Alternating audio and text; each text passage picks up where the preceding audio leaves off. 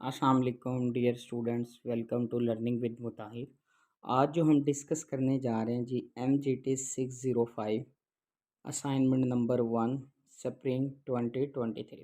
Due date इसकी जी 24 है। क्वेश्चन में वो क्या कह रहा है जी limited liability company LLC produce a single product alpha.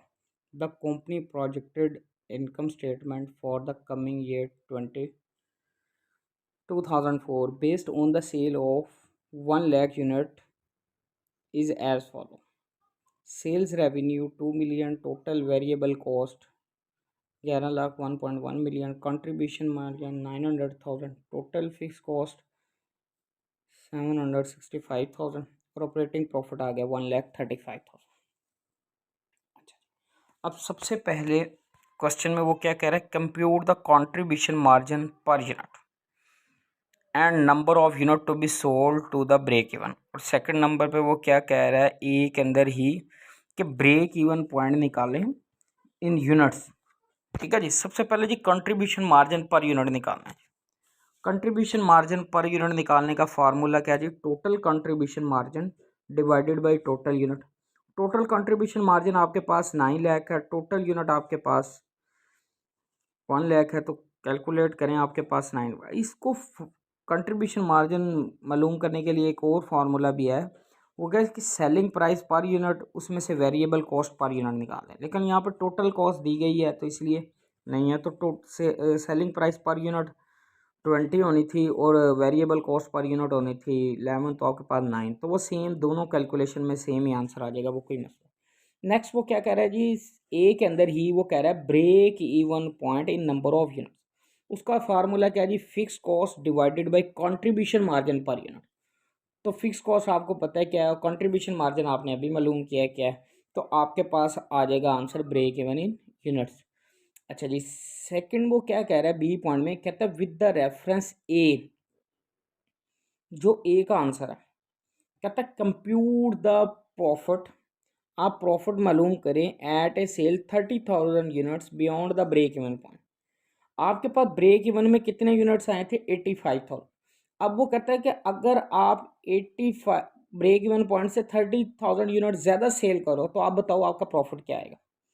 तो सेम है जी, अब आपके पास जो सेल्स होंगी वो 85,000 प्लस 30 कर लो, 1,15,000 यूनिट्स हो जाएंगे। वो वेरिएबल कॉस्ट ओबियसली चेंज होनी है, क्योंकि जब नंबर ऑफ यूनिट्स ज़्यादा प्रोड्यूस करोगे तो आपकी कॉस्ट ज़्यादा होगी।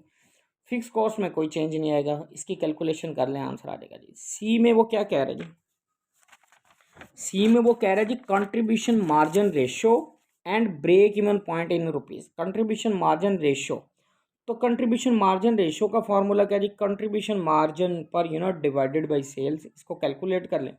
कंट्रीब्यूशन मार्जिन पर यूनिट आपके पास 9 है, सेल्स आपके पास है पर यूनिट 20। ठीक है, तो आपके पास आंसर आ जाएगा इसका कंट्रीब्यूशन मार्जिन रेशियो का। और वो कह रहा है सेकंड पे break even point in rupees. ठीक है जी, वो भी बताएं।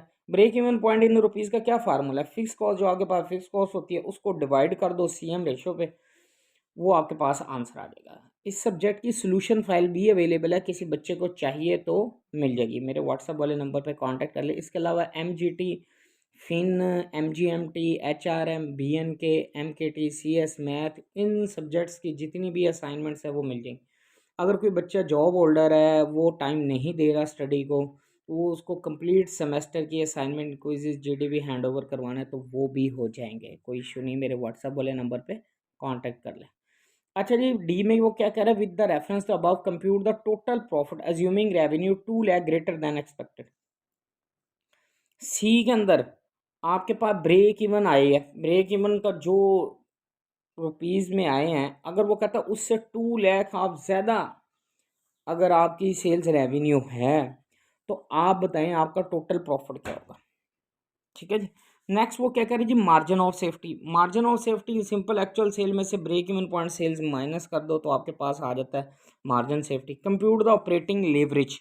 अब देखो, ऑपरेटिंग लेवरेज बेसिकली इसके अंदर मेजर किया जाता है combination of fix asset and variable cost. Company का जो स्ट्रक्चर होता है उसके वेरिएबल कॉस्ट और फिक्स कॉस्ट के कम्बिनेशन को मेजर किया जाता है। कॉस्ट में आपके पास एक फिक्स कॉस्ट होती है और एक वेरिएबल कॉस्ट होती है। अगर फिक्स कॉस्ट ज़्यादा हो जाए, वेरिएबल कॉस्ट हो जाए, तो वो हाई ऑपरेटिंग लिवरेज होता है। अगर फिक्स कॉस्ट कम हो जाए और वेरिएबल कॉस्ट ज़्यादा हो जाए तो उसको हम लो ऑपरेटिंग लिवरेज देते हैं।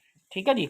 बेसिकली ऑपरेटिंग लिवरेज के अंदर दो चीज़ों को, सेल्स और प्रॉफिट को, अगर हाई ऑपरेटिंग लिवरेज होगी ना कोई भी कंपनी, तो उसका सेल वॉल्यूम हम ज़्यादा कर सकते हैं, तो उसकी प्रॉफिटेबिलिटी भी ज़्यादा होगी।